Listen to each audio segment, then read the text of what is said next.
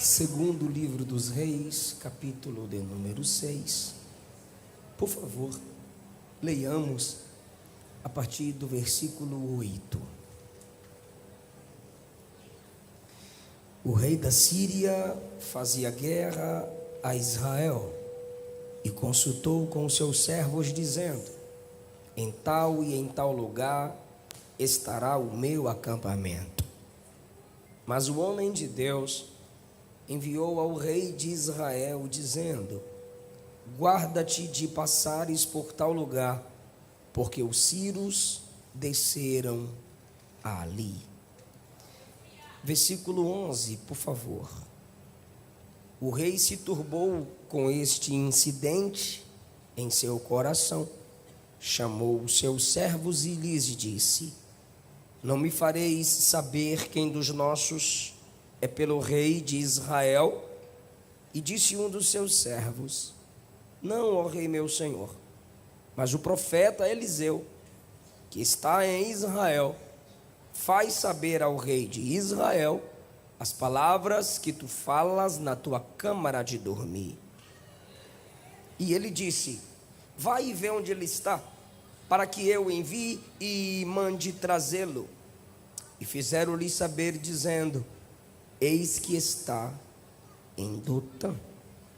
Enviou para lá cavalos e carros e um grande exército, os quais vieram de noite e cercaram a cidade. E o moço do homem de Deus se levantou muito cedo e saiu. E eis que um exército tinha cercado a cidade com cavalos e carros. Então o seu moço lhe disse: ai meu senhor, que faremos? E ele disse: não temas, porque mais são os que estão conosco do que os que estão com eles. Capítulo 6 ainda, queridos, versículo 31. E disse o rei: assim me faça Deus e outro tanto, se a cabeça de Eliseu, filho de Safate, hoje ficar sobre ele. Estava então Eliseu assentado em sua casa, e também os anciãos estavam assentados com ele. Então o rei enviou um homem de diante de si, mas antes que o mensageiro viesse a ele, disse ele aos anciãos: vistes como o meu homicida mandou tirar minha cabeça? Olhai, pois quando vier o mensageiro, fechai-lhe a porta e empurrai-o para fora com a porta. Porventura não vem o ruído dos pés de seu senhor após ele? Último versículo, queridos, capítulo 7, versículo 2. Porém, um capitão, em cuja mão o rei se encostava, respondeu ao homem de Deus, dizendo: eis que ainda que o Senhor fizesse janelas no céu, poder-se-ia se fazer isso? E ele disse: eis que o verás com os teus olhos, porém daí não comerás. Tomai o vosso assento.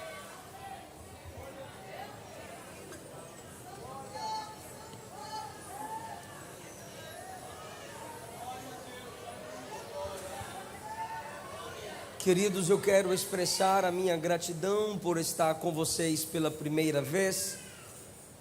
Agradecer ao Senhor Jesus pela vida do pastor Dejair, missionária Marli. Como foi bom ser recebido pelo Senhor, esse sorriso, essa alegria, desde quando conheci o pastor Charley, o pastor Dagmo, me senti abraçado por esse ministério.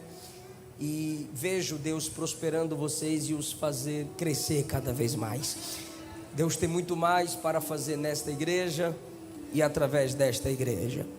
A todo o corpo de obreiros que aqui cooperam para o crescimento e desenvolvimento da obra do Senhor, que o Senhor Jesus os abençoe sempre. Queridos, vocês estão nessa linda festa sob um tema: o Deus que me vê. Jesus disse em Mateus capítulo 6 que para nós deveria ser mais preciosa mais preciosa a visão do Pai enquanto socorremos os necessitados. Jesus disse em Mateus capítulo 6 que é mais válido para nós o olhar do Pai enquanto oramos do que orarmos como hipócritas em voz audível, como se estivéssemos em praça pública, orando para demonstrar uma superior espiritualidade. Jesus ainda disse em Mateus capítulo 6 que não precisamos jejuar com o rosto desfigurado, demonstrando que temos mais fome de Deus do que o próximo, mas deveríamos, enquanto jejuamos, demonstrar alegria, porque é mais importante que o Pai veja a nossa intenção do que mascarar a nossa espiritualidade com o rosto triste. Jesus deixa claro em Mateus 6 que o mais importante para nós é saber que o nosso Deus nos vê. Um dos modos de nós cristãos, ou por que não dizer o modo mais fiel dos cristãos lerem o Antigo Testamento, é pelas óticas do Novo Testamento. O melhor modo de interpretarmos, aceitarmos o Antigo Testamento é pela interpretação que Cristo fez e que os seus apóstolos fizeram. Lemos um texto em 2º livro dos Reis, capítulo 6, onde também se evidencia o olhar cuidadoso de Deus sobre o seu povo.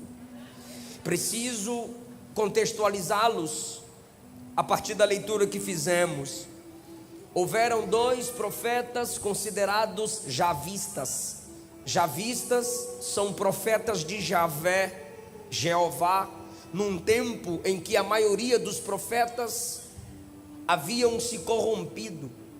Há uma crise espiritual, profética e política na nação de Israel, mas 2 se destacam com a intenção de trazer Israel de volta aos caminhos do Senhor. Estes são Elias e Eliseu.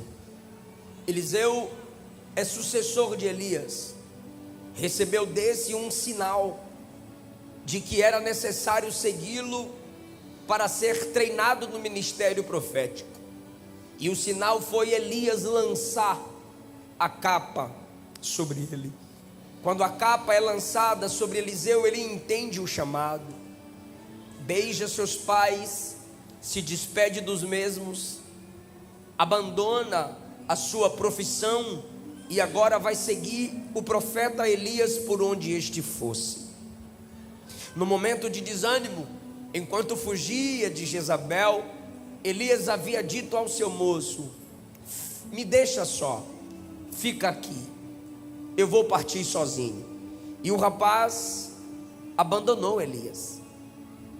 Mas quando antes de ser arrebatado do capítulo 2, Elias disse a Eliseu a mesma coisa: me deixa, fica aqui. Eu vou a Betel, eu vou a Jericó, eu vou a Gilgal e eu vou ao Jordão. E a resposta de Eliseu foi: vive o Senhor, vive a tua alma, eu não te deixarei. Eliseu não se comporta como o moço que abriu mão de Elias enquanto este estava triste. Eliseu vai até o fim.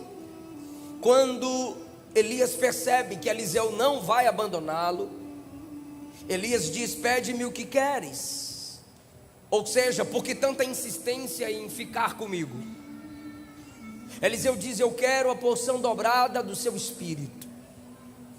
Os irmãos percebem que espírito ali não está explicitamente com E maiúsculo, mas com E minúsculo. Eliseu está desejando sim uma porção espiritual, mas ao mesmo tempo está honrando o caráter de seu líder. Eu quero a inspiração que tu tens, eu quero o amor pelas coisas de Deus que tu tens, eu quero chegar ao nível do caráter que tu tens. E eu sou tão pequeno para isso que para chegar nesse nível eu preciso de uma porção dupla. Porque eu reconheço que tu és mais do que eu. Honrando o ministério de seu líder, Elias diz: dura coisa me pediste, mas eu te darei o que simboliza o meu peso ministerial. Se me vires subir, assim fará. Porque haviam muitos olhando para os dois naquele último ponto que era o Jordão. Vieram cavalos, carruagem de fogo e separaram Elias de Eliseu. Elias sobe no redemoinho e Eliseu grita, fazendo uma forma de hebraísmo: meu pai, carros de Israel e seus cavaleiros. Ele estava dizendo: meu líder, quem nos liderará agora? Quem governará o exército de Israel? A capa simplesmente cai sobre ele, como quem diz: a responsabilidade agora é tua. Ainda honrando quem o preparou, Eliseu pega a capa de Elias, toca nas águas do Jordão e pergunta: onde está o Deus de Elias? As águas se abrem, e mesmo sendo confirmado publicamente que ele é o sucessor de um ministério tão sério, os discípulos dos profetas disseram: quer que vamos procurar? Eliseu disse: procurai-o. Cansaram, não o encontraram. Eliseu vive no momento de confirmação ministerial. Olham para ele e sentem dificuldade de reconhecer o seu ministério. Lembra, irmãos, que onde Eliseu e Elias chegavam, os discípulos dos profetas, os alunos da escola, chegavam para Eliseu e diziam: sabes que hoje o teu Senhor será tomado sobre tua cabeça? Como quem diz: olha, nós temos um nível de revelação alto. Aí Eliseu diz assim: eu sei, calai-vos. Eliseu sabia antes deles, mas não falou. Porque quem sabe de verdade não fala para provar que sabe. Fala quando é necessário. E por que Eliseu disse calai-vos? Porque tem coisas sobre Elias que quem deve falar é só Eliseu. Você pode pregar o que for, você pode ter a teologia que for, tem coisas sobre igreja que quem vai falar é o pastor da igreja.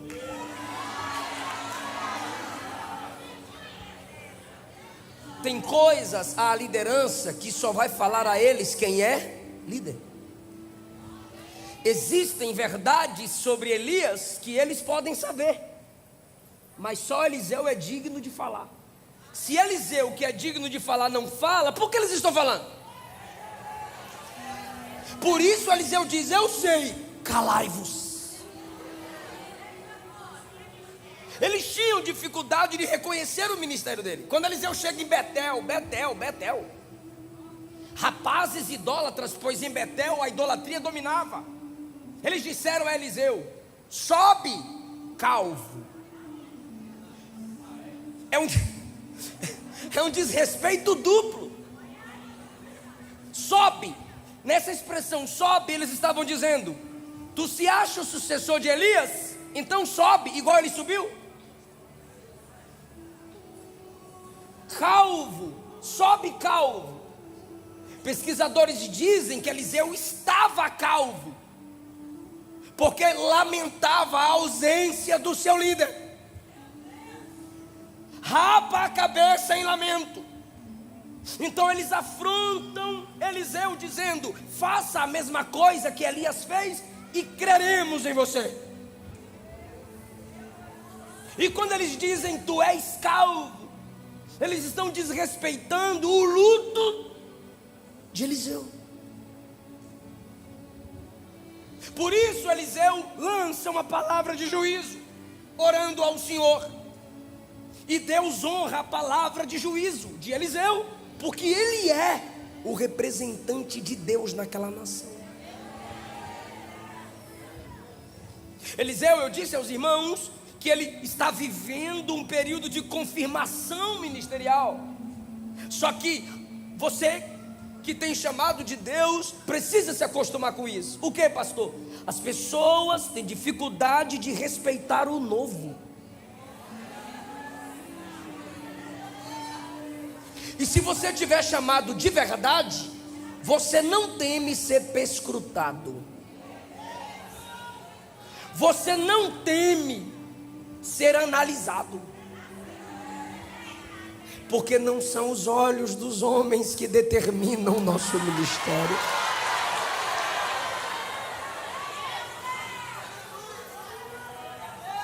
Então Eliseu faz milagres debaixo da autoridade de Deus, que o conecta a Elias, para que ele tenha respeito dos homens. Elias operou milagre de multiplicação, Eliseu também. Elias operou milagre de ressurreição, Eliseu também. Elias confrontou reis, Eliseu também.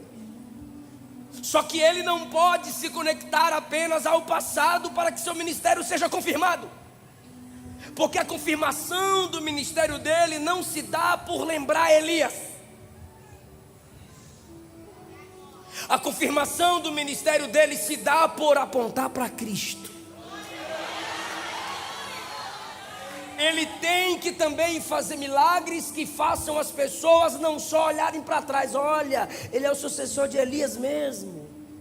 Ele tem que fazer milagres que façam com que Israel olhe para frente e diga: um dia virá aquele que tem todo o poder e de modo perfeito fará tais obras. Elias não curou cegueira, Eliseu sim. E depois de Eliseu, só mais um curou cegueira.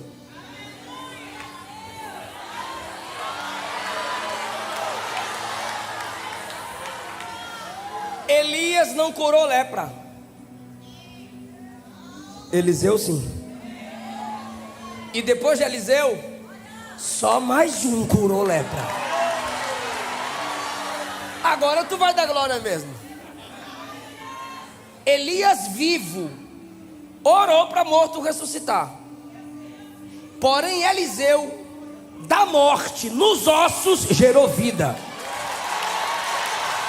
Só um nos deu vida a partir da sua morte: Jesus.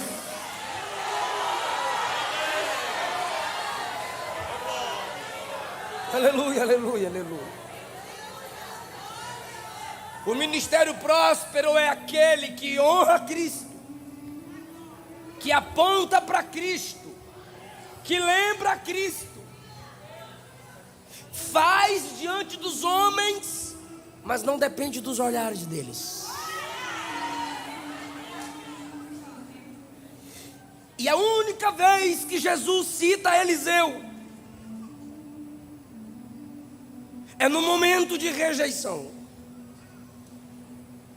Em Lucas 4, quando Jesus, depois de vencer a tentação, ele vai à sinagoga, a ele é dado o rolo do profeta Isaías, ele lê e diz: o profeta estava falando de mim.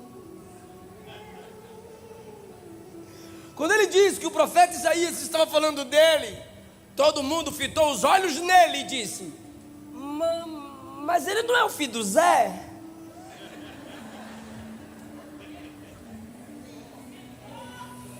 As irmãs dele e os irmãos dele estão aqui. Como é que ele fala que o profeta está falando dele? Olha a rejeição que Jesus está enfrentando, igual Eliseu enfrentou. Antes que eles digam, Jesus se levanta e diz assim: eu sei que vocês querem falar um ditado para mim. E o ditado é, irmão, isso aqui é um ditado. eu sei que vocês querem falar um ditado para mim. Lucas 4. E o ditado é: médico, se és médico, cura-te. Lembra lá em Betel? Tu é o substituto dele? Sobe.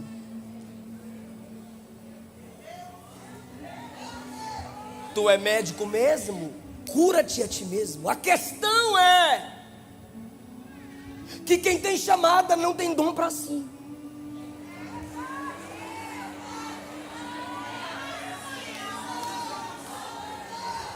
Aleluia. O diabo disse a Jesus: transforma a pedra em pão e come. Jesus não transformou, mas quando a multidão sentiu fome, ele multiplicou o pão, porque quem tem chamada não tem dom para si.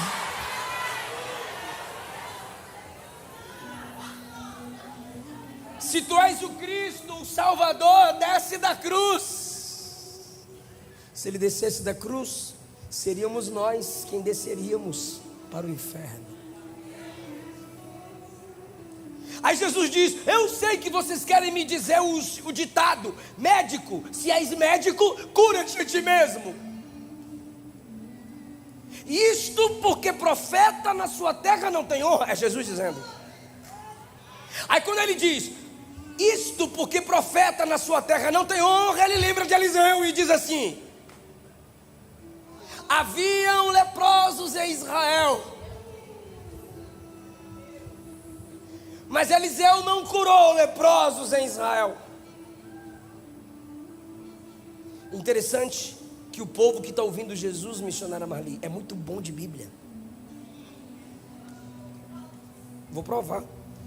Eliseu não curou leproso em Israel, senão Naamã, o Sírio, fora da nação de Israel.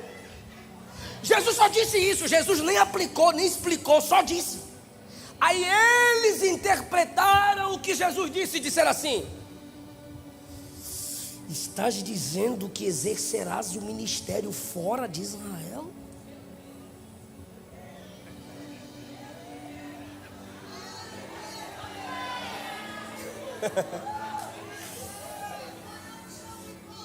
Por que Jesus deixa eles entenderem que o ministério dele é para além de Israel? Porque ele cumpre João 3,16. João 3,16 não diz que Deus amou Israel, diz que Deus amou o mundo de tal maneira que deu seu Filho unigênito, para que todo aquele que nele crê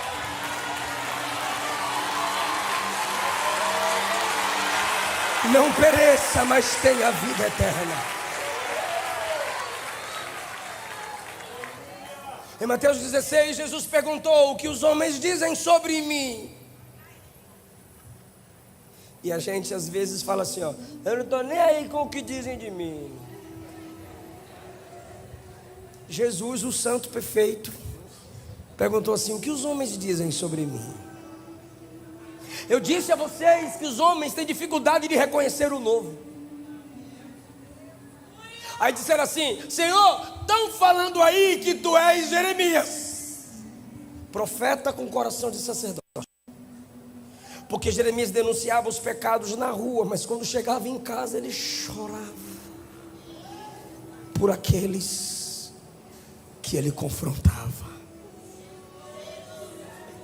Deus não vai te usar como profeta se você não tem coração de sacerdote. Não, mas eu falo mesmo. Quando eu vejo os erros, eu falo mesmo. Eu aponto o dedo mesmo. Mas você apresenta a solução? Não, eu só bato. Eu mando a tomar vergonha na cara. Então você é fofoqueiro e não profeta.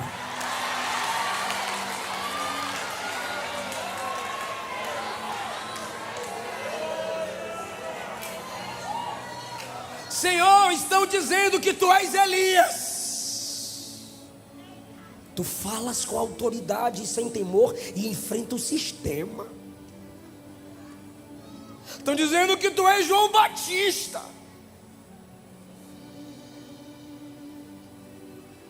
Aí Jesus olhou para eles e disse: e vocês?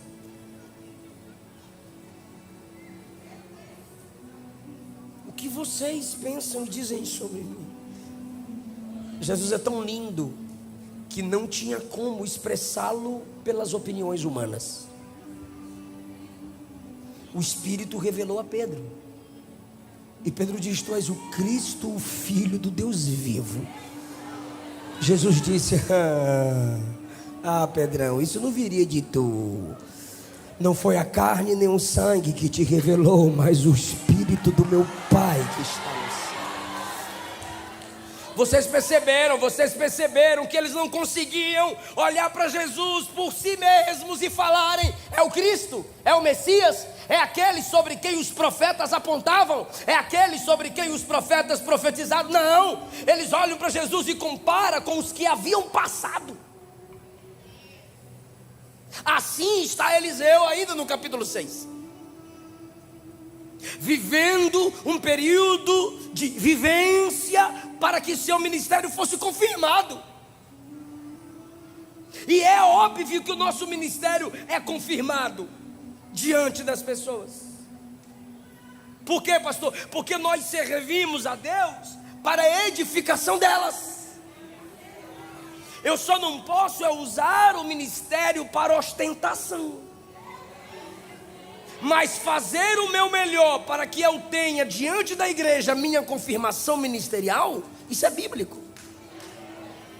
Então paremos de dizer: eu não prego para homem. Então tu prega para quem? Para anjo? Só se for. Eu não canto para homem. Sério? Então tu vai cantar no banheiro. Fecha o carro e canta.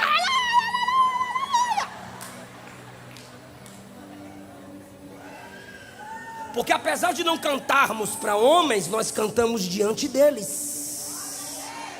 Você viu que coisa linda as irmãs cantando? Ensaiado, sincronizado. Tua filha canta, hein?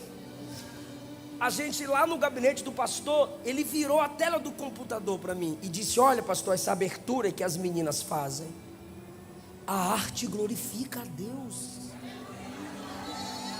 Ai delas saírem daqui dizendo: não foi para homem, foi só para Deus. Eu me senti edificado pela arte que elas exerceram. Para que ministério, se não para servirmos a igreja?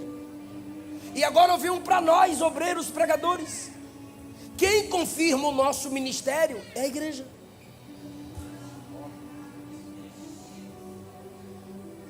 Existem pessoas que viajam o mundo, mas a sua igreja local não o escuta.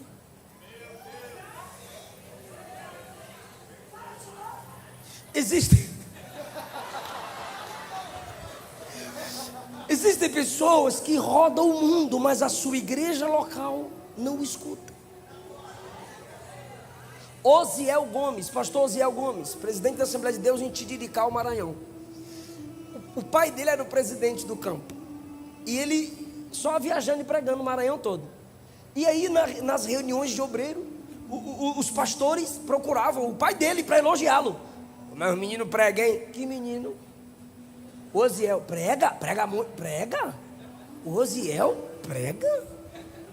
Como assim o senhor não sabe que ele prega muito? Ele não prega aqui, não faz nada aqui.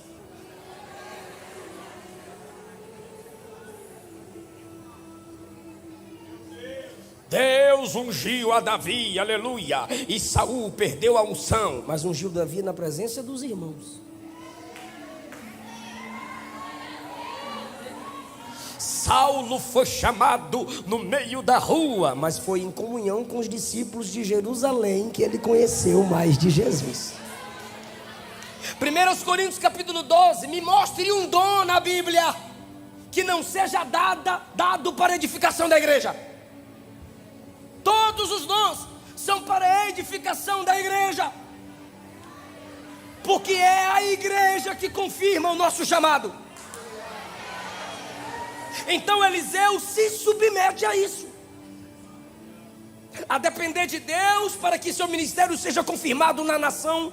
E a gente chega no texto lido, capítulo 6, o rei da Síria fazia guerra a Israel, chamou seus servos e disse: olha, servos, em tal lugar o meu acampamento vai estar, ok? E eles disseram: ok, rei, coloca o acampamento lá que a gente vence Israel. Mas o homem de Deus falava para o rei de Israel. Israel, que tinha dificuldade de reconhecer o ministério dele, está sendo atacado, está sendo cercado. Ele tem a chance de: quem me viu na prova e não me ajudou, agora a roda vai girar e eu vou ficar por cima. Não! Os inimigos cercaram a nação que desprezava o ministério dele. Ele procura o rei de Israel e diz: ó, tem gente querendo destruir o povo aí, evita passar por tal e tal lugar. Eu vou provar mais uma vez o que eu estou dizendo. Quem é que está falando para o rei ter cuidado? Diga: Eliseu. O pastor falou aqui. E eu pergunto a vocês: ele é homem de Deus ou não? O texto diz que ele é homem de quem? De Deus. Então bora lá. Quem está falando para o rei? Diga: Eliseu. Olha o que o texto diz no versículo 10. O rei de Israel enviou homens àquele lugar para assim verificar. Quem está falando é o homem de Deus, macho. Mas ele manda verificar. Mas quem está falando é o profeta, rapaz.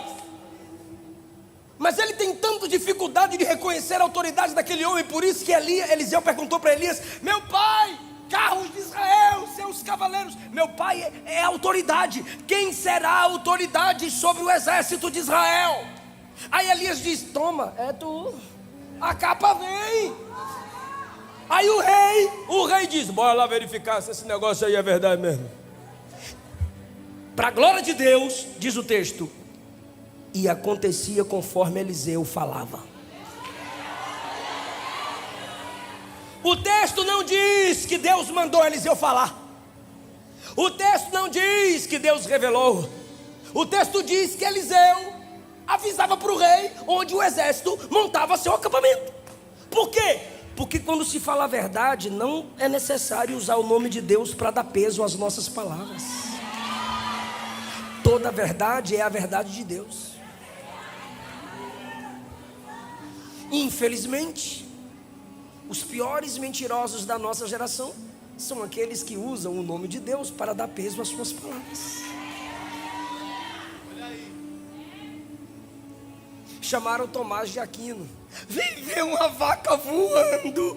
Corre, uma vaca voando, Thomas. Ele: é uma vaca voando, eu vou lá ver a vaca voando. Como é que tu vem ver uma vaca voando? Um teólogo como você, um homem inteligente como Tomás de Aquino, vindo ver uma vaca voar. Que isso, mano? Aí ele respondeu: é que para mim seria mais fácil uma vaca voar do que um cristão mentir.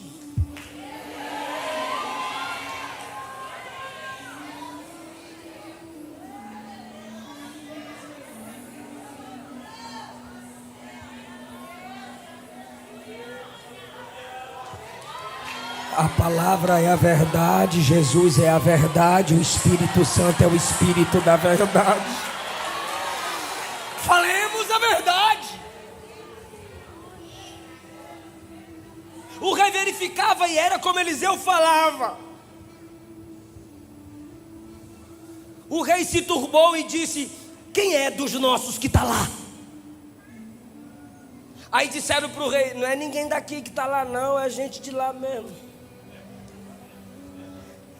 Versículo 12. O profeta que está em Israel, agora sim o texto vai falar de revelação. O profeta que está em Israel faz saber ao rei de Israel aquelas palavras que tu fala na câmara de dormir. As suas palavras, rei, que só tu e tua mulher sabe. Aquelas palavras do secreto, rei, que tu balbucia, sabe? Sabemos. Alguém lá em Israel sabe. E o que ele faz com o que ele sabe? Ele fala para os outros. Duas coisas eu preciso pontuar aqui. A primeira: quando o texto chama Eliseu de profeta, dizendo que ele fala para o rei de Israel o que o rei inimigo fala, o texto está honrando mais o Deus de Eliseu do que o próprio Eliseu. Por quê? Porque para saber as palavras faladas em um ambiente oculto, não é questão de profeta, é onisciência. Não é um profeta que fala tudo. O texto está se referindo a um Deus que vê tudo. Esse Deus que vê tudo passa a Eliseu o que é necessário passar. Quais são os dons que evidenciam na terra o onisciente que reina no céu? Profecia, revelação, discernimento, conhecimento, sabedoria. Sonhos e visões. Dons na terra que revelam que nós temos um Deus que tudo vê. É ver, você falou pode. Eu vou repetir tudo de novo. Os dons na terra que evidenciam o onisciente que reina no céu são dons de revelação, profecia, discernimento de espíritos, conhecimento, sabedoria, sonhos e visões. Esses dons revelam que nós temos um Deus que tudo vê.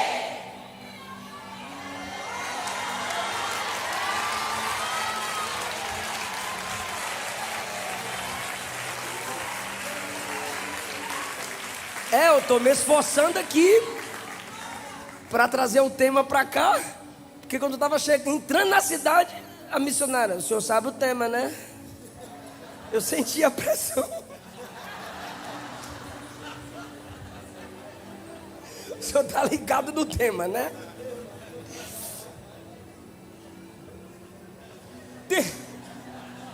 Vocês estão rindo porque vocês conhecem a chefa. Tem um profeta lá que fala tudo daqui. A primeira coisa é que o texto revela mais sobre o Deus de Eliseu do que sobre o Eliseu. Segundo, eu disse que Eliseu falava para o rei. Está escrito, é o texto que diz: as palavras que tu falas na câmara de dormir, ele fala para o rei. Aí você diz: fofoqueira, irmão. Não é não. Sabe quando é fofoca? Exemplo. Sabe quando é fofoca? Quando este pode resolver. Eu estou falando de humano mesmo, tá? Mas eu falo para esse, para esse, para esse, para esse, para aqui, para aqui. Eu vou espalhando fofoca, eu vou fazendo facção na igreja, grupo dividido na igreja. Não é fofoca quando eu trago a quem pode resolver o problema.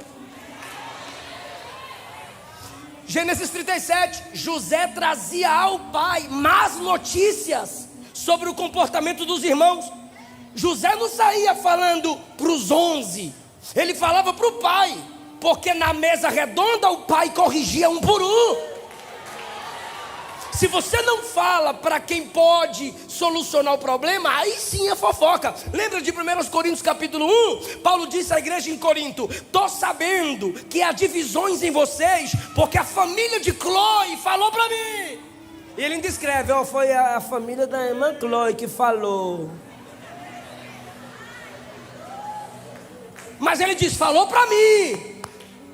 Falando para mim, eu corrijo vocês.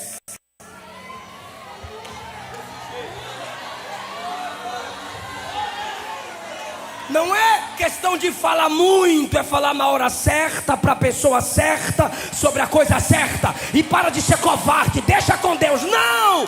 Se você viu, você deve ser instrumento de pureza na igreja. Nem tudo Deus revelou para Paulo. Muita coisa que Paulo escreveu para a igreja, que serve até hoje, foi Tito que falou: a igreja lá está assim, assim, assim. Foi Timóteo que falou: a igreja lá está assim, assim, assim. Foi Silas que falou: pastor Paulo, falo mesmo. Se Eliseu não fala, o rei inimigo vence Israel. Eliseu falando para o rei de Israel, o rei de Israel cria um sistema de proteção. Quando ele ficou sabendo que tem alguém lá que fala para os outros, para o rei, o que ele fala aqui, olha o que ele faz. Me diga onde é que ele está, que eu vou mandar trazê-lo. Eu não sei se esse trazê-lo aqui é matar ou vamos usá-lo para nós. Ele não fala de mim lá, trazendo ele para cá, ele vai contar o segredo de lá para cá. Eles estão em guerra.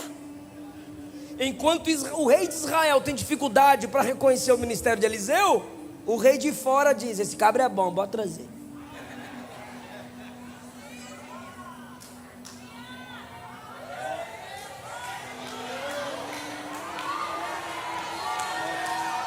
Mas ele sabe que não é fácil trazer o profeta. Versículo 14: enviou para lá cavalos, carros e um grande exército.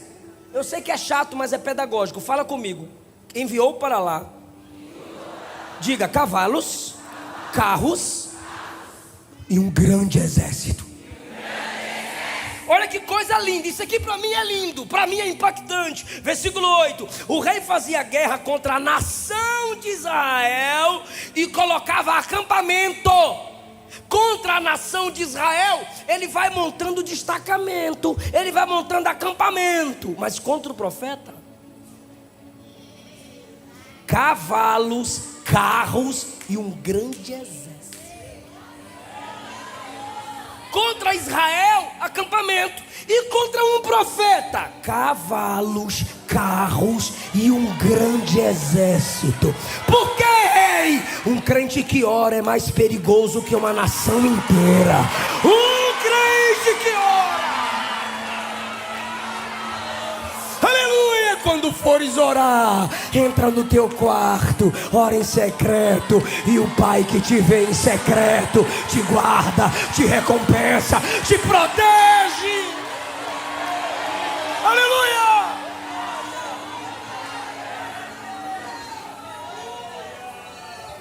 Você é ameaça para o inimigo, para os planos do inimigo, só se você for de oração.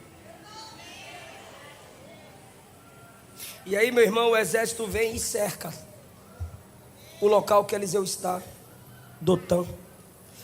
Quando cerca o local que Eliseu está, o moço de Eliseu, o secretário, o assessor, se levantou cedo, versículo 15. Levantou cedo, imagina ele se espreguiçando. Quando ele se espreguiçando, olha para o lado, o exército, olha para o outro, o exército. Duro estava, duro ficou. Quem chega do lado dele? Eliseu, de boa. Ele olha para Eliseu, o servo, e diz assim: ai, meu senhor, o que faremos? Esse faremos está no plural, gente. O que nós dois vamos fazer contra esse exército? Aí Eliseu diz no 16: fica com medo não. O exército que está conosco é maior do que aquele lá. Aleluia! Eliseu já tinha visto um exército superior. Tu lembra da pergunta dele quando Elias estava subindo? Meu pai, carros de Israel e seus cavaleiros, quem vai liderar o exército de Israel agora? Mas de repente, ele olha para o moço que está ao seu lado, no versículo 17, e ora. Ele ora e diz assim: peço, Senhor, abre os olhos dele para que veja. Pastor, eu me perguntei, por que Eliseu, vendo aquele grande exército, não soltou só quem é do meu tempo vai pegar isso aqui, um gamerrá. Senhor, destrói-os. Eliseu manipulou, dominou esse exército aqui. Mas não é agora. Ele tem uma prioridade. Ele não ora primeiro para Deus julgar o exército inimigo. Antes de orar para Deus fechar os olhos do inimigo, ele orou para Deus abrir os olhos do amigo.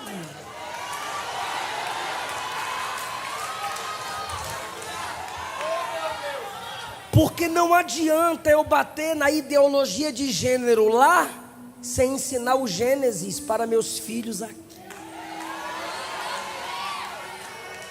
Não não adianta eu bater na homossexualidade lá e não combater o adultério e o divórcio.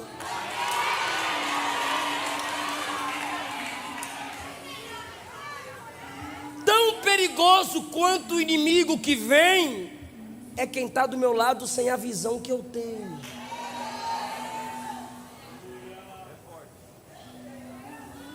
Então, antes que eu ore crendo no juízo de Deus contra quem vem de lá para cá, eu preciso ser instrumento de capacitação para quem está do meu lado. Senhor, abre os olhos dele para que ele enxergue o que eu estou enxergando. E aqui eu faço uma conjectura, Eliseu perguntando depois da oração: e agora, o que você está vendo? Eis que vejo cavalos e carros de fogo.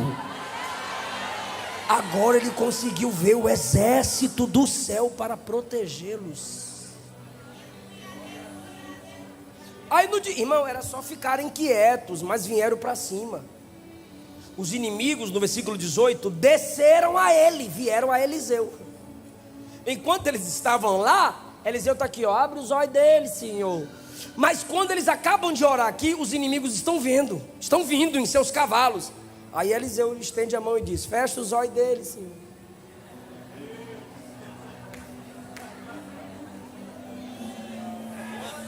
Quem está do meu lado, o Senhor abre. Quem está vindo contra a igreja, fecha os olhos. Teve gente que não pegou, mas ela pegou. Quem está com o povo de Deus vai ter luz. E quem vem contra a igreja é treva. A luz é para quem faz parte da igreja. Eliseu é estabelecido como graça e juízo, igual Jesus em João 9.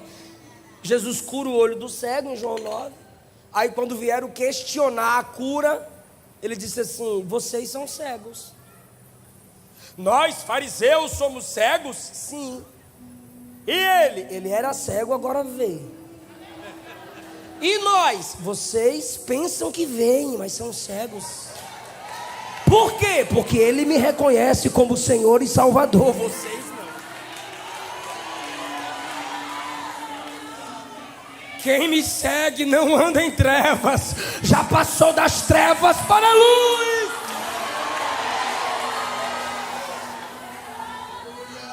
Aí Jesus diz a eles em João 9: eu vim para juízo, para que os que não veem, vejam, e os que veem, deixem de ver. O que Jesus estava dizendo? Ele era cego e se reconheceu cego, por isso eu lhe dei luz. Vocês são cegos espirituais, mas não reconhecem, por isso vão ficar nas trevas. O Deus que me vê, me faz ver, quando eu reconheço que sem Ele, nada eu posso ver.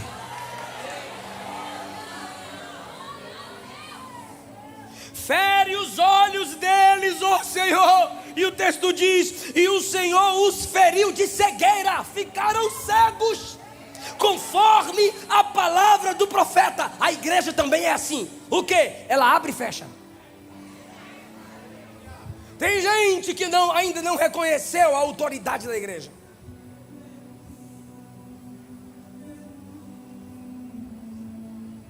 Jesus disse: o que a igreja ligar aqui é ligado lá, terá sido ligado lá. E o que ela desligar aqui é desligado lá. À distância, Paulo ordenou que a igreja reunida excluísse o imoral. E depois, do mesmo modo, ele diz que a igreja deveria trazê-lo de volta ao caminho do perdão. Eliseu representa a autoridade dada à igreja. Ele tem a autoridade em Deus para abrir os olhos e fechar. A igreja atrai para a comunhão, mas também exclui quem quer destruir a comunhão. Mateus 18:20 não é desculpa para a igreja que não cresce. Mateus 18, 20 é Jesus dizendo: onde estiverem 2 ou 3, desligando o rebelde ou religando o arrependido, Jesus está lá no meio. Abre os olhos. E agora, fecha os olhos. O Senhor feriu. Aí Eliseu foi até eles e disse assim: não é essa a cidade que vocês têm que ir, não. Eu vou levar vocês lá. Tá bom? Sigam minha voz. E foram seguindo o profeta. E os cavalos e os cavaleiros seguindo o profeta. Claro, o exército de Samaria foi lá ajudar Eliseu e os guiou a Samaria. Quando estavam dentro de Samaria, Eliseu orou: Senhor, abre os olhos deles. Está aí no versículo 20. Aí quando abriram os olhos, quem está diante deles? Eliseu. E eles estão dentro de onde? De Samaria.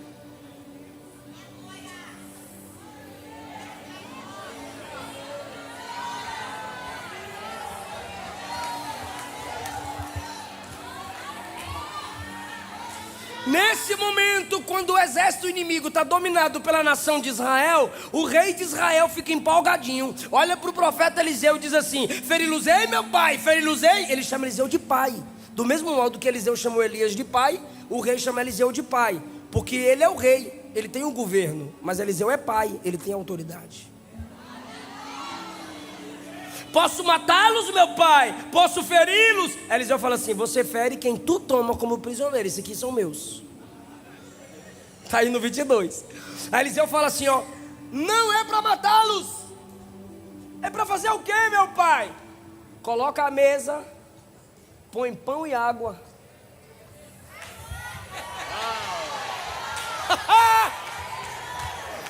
Aleluia! Fazer o que com o meu inimigo? Pão e água. Fazer o que com o inimigo? Prepara a mesa. Davi disse que ele prepara a mesa perante nós, mas aqui é nós que preparamos a mesa perante o inimigo. Come, cada um dá o que tem. Vocês têm prisão, eu tenho pão. Vocês têm vingança, eu tenho pão. Come, enche o bucho. Pastor Eliseu, eu não estou entendendo. Tá assim, só é difícil de engolir.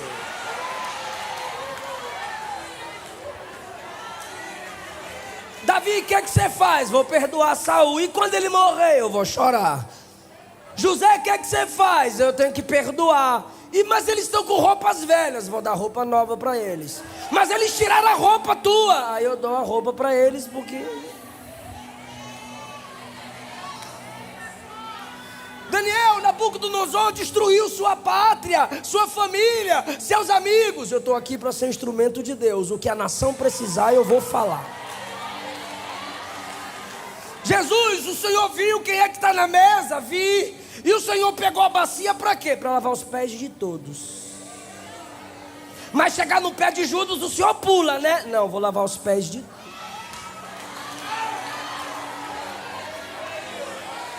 Podem fazer o mal a mim, mas sou eu que decido se ele me tornará tão mal quanto ele. A graça já trabalha aqui.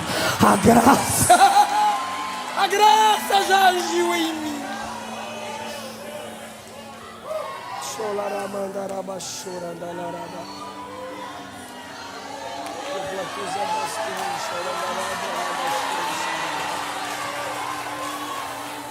Aleluia, aleluia, aleluia, aleluia.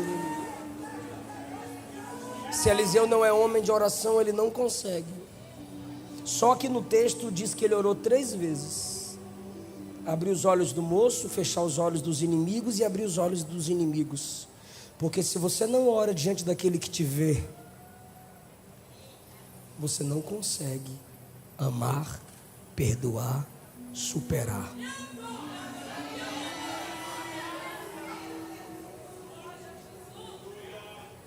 Quando eles acabaram de comer, Eliseu disse: vão e voltem para o seu senhor. É sério, eu preciso que você diga isso. Eliseu deu comida a eles, sim ou não?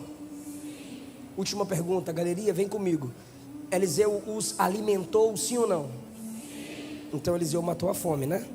Deles. Versículo 24. Depois disso, Ben-Hadad, rei da Síria, ajuntou seu exército, cercou Samaria. Qual cidade eles cercaram? Qual cidade Eliseu levou o exército da Síria? E houve grande fome em Samaria, porque Samaria foi cercada.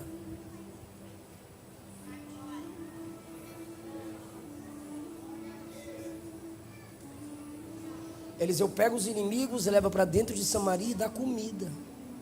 E agora os inimigos que comeram dentro de Samaria vêm com o exército mais forte, cerca Samaria, para Samaria ficar com fome.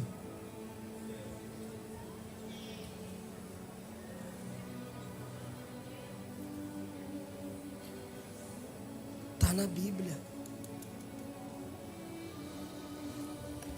Dá comida para eles. Já comeram? Já? Podem ir. Um tempo depois, os inimigos alimentados em Samaria voltaram, cercaram Samaria, até Samaria ficar com fome. Sabe por que dói? Porque só é capaz de te ferir quem você ajudou.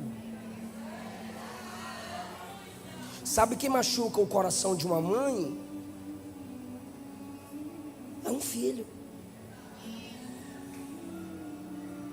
Sabe quem machuca o coração de um amigo? O outro amigo. Se não é amigo, não estou nem aí. Pode xingar, pode criticar, mas é meu amigo. É amiga. Sabe quem fere o coração do líder? O liderado. Sabe quem feriu Samaria com fome? Aqueles que Samaria alimentou. É por isso que você deve entender que perdoar não é libertar o outro, é libertar você.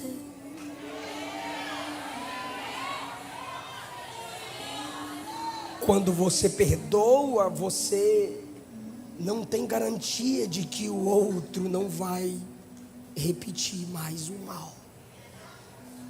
Se Jesus não operar a regeneração, se Jesus não transformar, você não pode discipular quem Jesus não converteu. Os homens são maus. Guarde seu coração.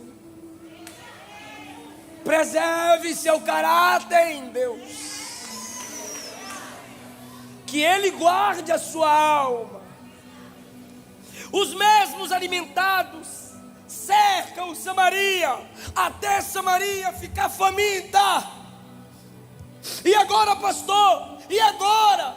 O que adianta? Adianta sim. Ele viu você amar. Ele viu você perdoar. Ele viu você estender a mão.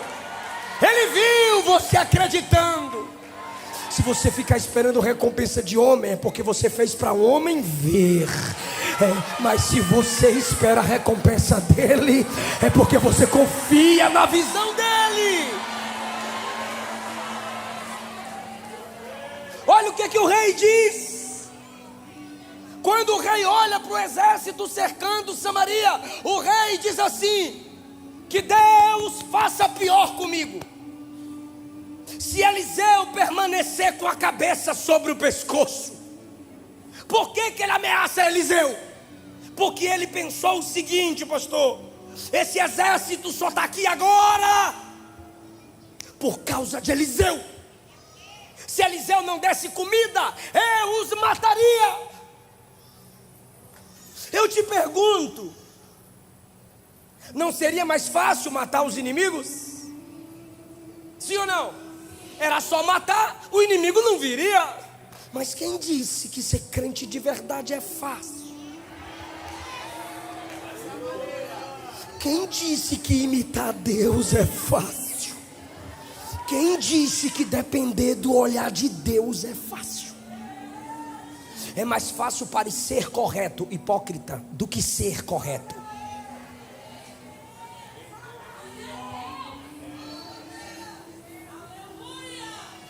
Evangelho é felicidade, mas não é facilidade. De quem é o problema? De Eliseu. O problema é dele. E agora? Vão matá-lo. Por quê? Porque se ele não perdoasse os inimigos não estariam aqui agora. Mas como ele perdoou, a culpa é dele. É quando alguém olha para você e diz: te falei, bestalhada. Te falei, bobão. Vai. Toma. Sim ou não? O rei está dizendo: é Eliseu, a culpa é dele. Ele tem que perder a cabeça. Quem mandou amar? Quem mandou perdoar? Quem amou ajudar? A resposta é: está na minha natureza, é Cristo que vive em mim.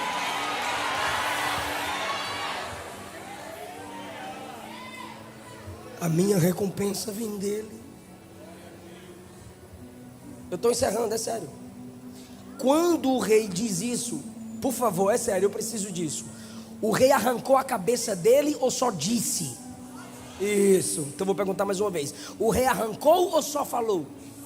Olha que interessante, o rei só falou: vou arrancar a cabeça dele. Versículo 32, estava Eliseu assentado em casa, junto com os anciãos. Quando o rei está na rua, ameaçando Eliseu e vindo, Eliseu olha para os anciãos e fala assim: o meu assassino está chegando. O rei está em cima do muro ameaçando ele. E dentro de casa ele fala para os líderes que o rei é assassino. Por quê? Primeiro, o Deus que tudo vê falou para ele.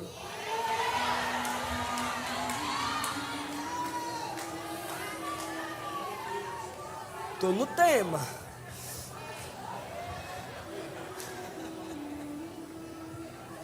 O Deus que tudo vê falou a Eliseu lá dentro de casa.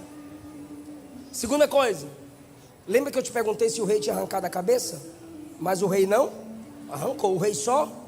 Então se o rei só falou, por que Eliseu já o chama de assassino?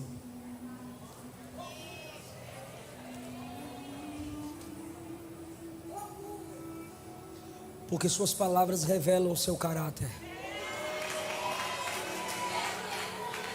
Vai ficar mais pesado, suas palavras te definem.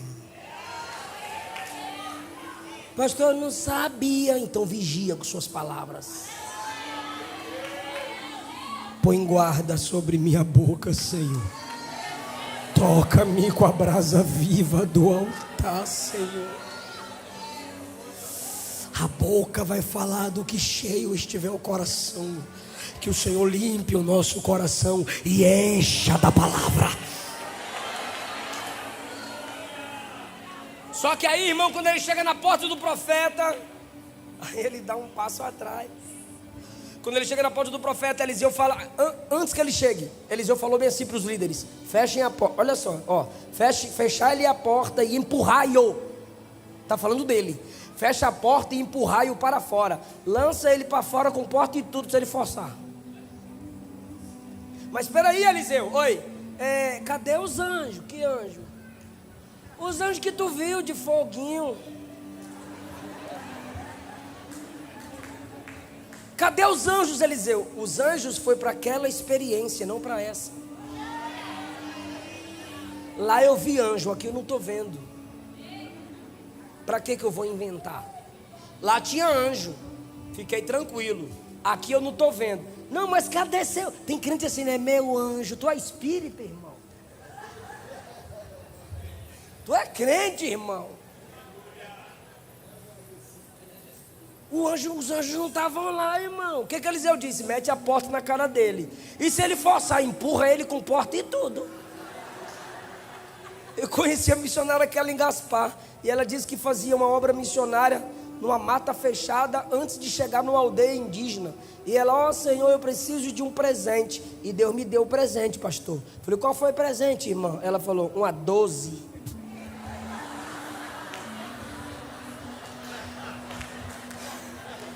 Eu falei, uma 12? É, porque eu denunciava os abusos sexuais. Eles ameaçavam vir me buscar de noite. Eu sentada no meu sofá, eu dizia, pode vir, deixa vir. Fé não anula prudência. Lá, Eliseu viu o anjo, aqui ele não viu. Ele vai tentar invadir minha casa? Vai não, empurra para fora. Aqui dentro de casa quem manda sou eu. Aqui em casa quem guarda sou eu. Ele vai para fora com porta e tudo. Só que quando o rei chega na porta, o rei olha para Eliseu e fala bem assim: esse mal veio do Senhor. O rei virou calvinista, irmão. Brincadeira. Ele tá criticando o Senhor. Ele diz assim: o que mais esperaríamos de Deus? Quando ele diz isso sobre Deus, porque Israel está sofrendo pelos seus pecados, não porque Deus é mau. Quando ele diz assim: Deus só poderia nos trazer o mal, Eliseu disse: amanhã vai ter farinha e cevada sobrando para a gente comer.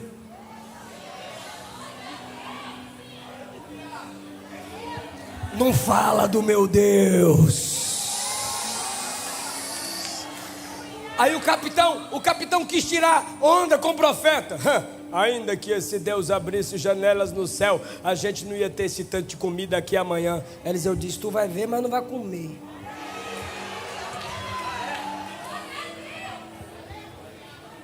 Porque quem acredita no que a igreja acredita vai usufruir com ela, mas quem duvida do que a igreja acredita não vai usufruir com ela. Enquanto Eliseu está falando com o capitão aqui, diz o texto no versículo 5, é capítulo 7, diz o texto no versículo 3: 4 homens leprosos estavam na entrada da porta e disseram uns aos outros: por que a gente vai ficar aqui até morrer? Se a gente entrar na cidade, lá dentro tem fome e a gente morre. Se a gente ficar aqui, a gente também morre, é leproso. Então vamos lá para o arraial dos Círios. Se eles nos deixarem viver, viveremos, e se eles nos matarem, morreremos. Se levantaram ao crepúsculo bem cedo e foram ao arraial dos Círios. 4 leprosos disseram: bora lá, bora. Leprosos, vou descer aqui, permitam-me. Tá dando para me ver? 4 leprosos, bora lá, ver se a gente tem uma chance de viver. Bora. 4, irmão, então você imagina leprosos andando, feridos, enfaixados, sim ou não? O passo é fraco, sim ou não? Sim. 4 leprosos andando, bora lá no exército. Enquanto eles estão andando fraquinhos aqui, a Bíblia diz que lá no exército, Deus fez eles ouvirem sons de exércitos chegando e se aproximando entre eles. Irmão, eram 4 leprosinhos aqui, e o que é que eles ouviam lá? Ah, meu Deus! Olharam um para o outro e disseram: está vindo 3 exércitos contra nós. Um olhou para o outro e disse: não podemos ficar aqui. O que a gente vai deixar? Tudo! Deixou comida.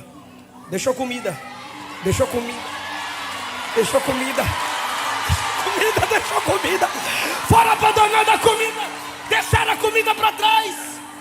Os leprosos chegaram. Quando os leprosos chegaram, cadê o inimigo? Vazou por quê? Porque Deus fez ouvir um grande estrondo.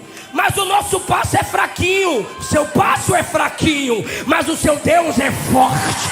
Vocês são fracos, mas Ele é forte. E eles chegaram, tem muita comida.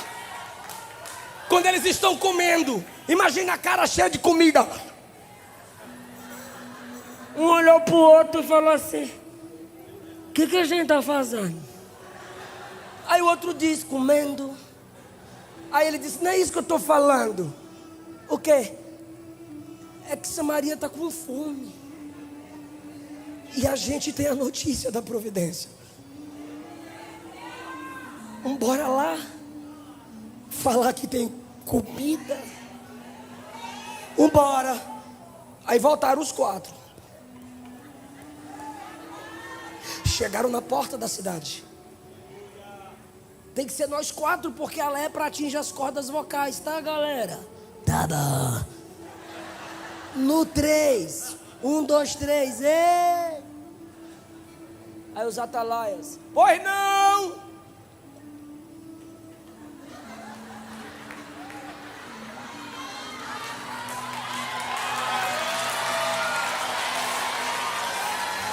Comida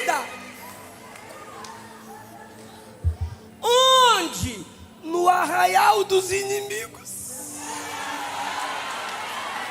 Mas eles não estão lá, não. Fugiram, sim.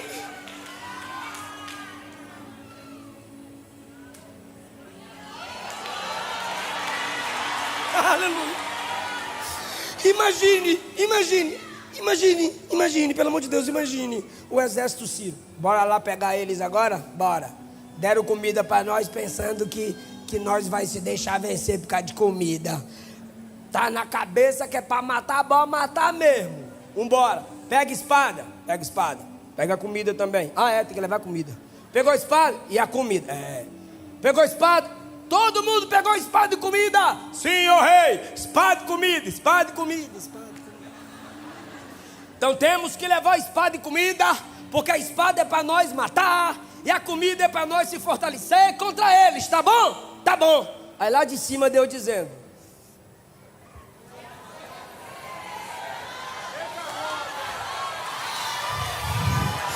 a comida é para devolver o que vocês receberam.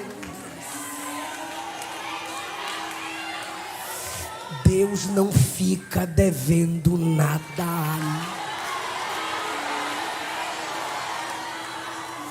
De onde eles menos imaginaram, a providência veio.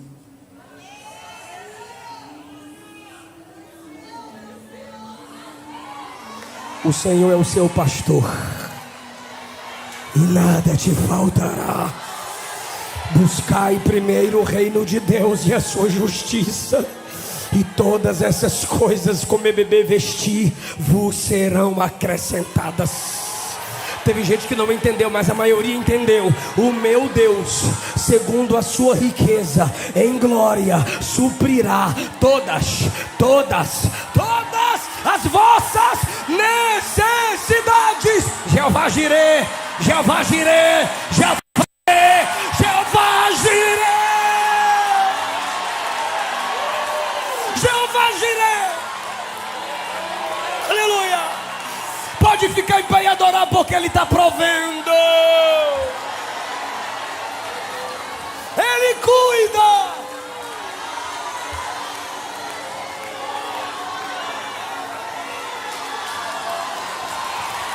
Ele cuida.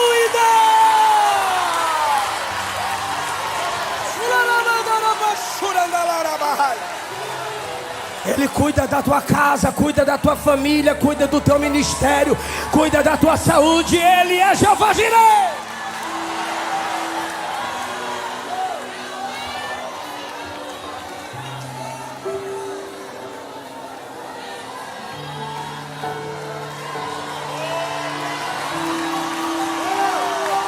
Aleluia!